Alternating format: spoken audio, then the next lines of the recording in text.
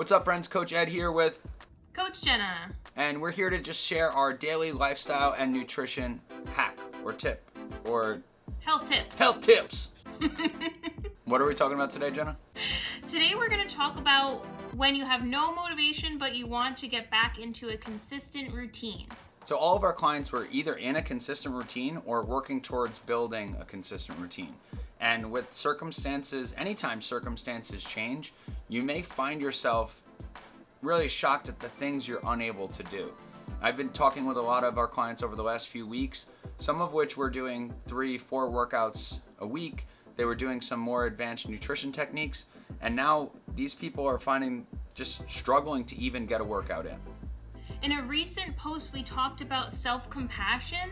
Now we want to touch on how you can turn that self-compassion and self-knowledge into action and getting back out there. Get out there. So the first piece of advice I have is to teleport babies into your household. Say hello. Say hi. You're so confused. I promise this is my child. The first piece of advice I have for everyone is to technically check the box. Now, this is something you can use when you feel like you've totally fallen off the wagon. It's also something you can use when you're trying to just add a habit in for the first time. The example I typically use with our clients is if you're starting to eat protein with every meal. If you have a handful of almonds, there's technically protein in that. It's not the amount of protein you'll eventually eat, but it's still having protein. So you're doing better than you were previously when you weren't having it. When it comes to workouts, if you were used to doing 3 or 4 intense workouts per week and you're really struggling, get up and do 5 minutes. Get up, get outside and go for a walk. Go outside and play with your kids.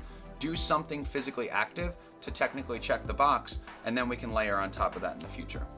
And I know a lot of times, and at least with the people that I've talked to, nutrition clients and just members at the gym, a lot of times what will happen is you feel kind of defeated, or you feel like you're not doing enough because you're not exactly where you were at, a couple years ago. So it can feel like very defeating and like you're not doing anything, but you're not the same person you were 5 years ago. So again, this is where that self-compassion comes in. Cut yourself a break and then turn it into action, as Ed was saying. Hopefully this stays true throughout your entire process. I know I'm not the same person I was 5 years ago. I'm also not the same person I was 2 weeks ago.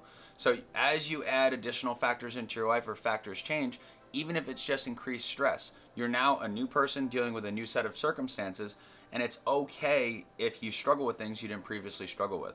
I was just on a nutrition call with Coach Jenna, and she's doing really well working on her action steps, but now we're adding in a new factor. She previously was coaching 5 days a week, so her steps were really high on those days. If she had days where she dropped off, it wasn't a big deal because the average overall was high enough.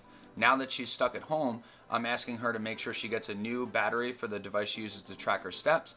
That way we can make sure that her amount of non-exercise activity doesn't hold her back.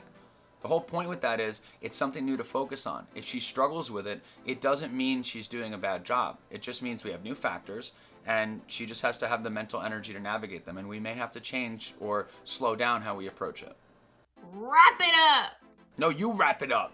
So no matter the reason why you're lacking in motivation, just keep in mind that you can start over. Instead of hitting pause, just think about what's the next thing I can do. Make it a little simpler and technically check the box. Now I'm coaching people. Because that's my coaching voice. I really have to blow my nose. Hold on. Ma! The meatloaf!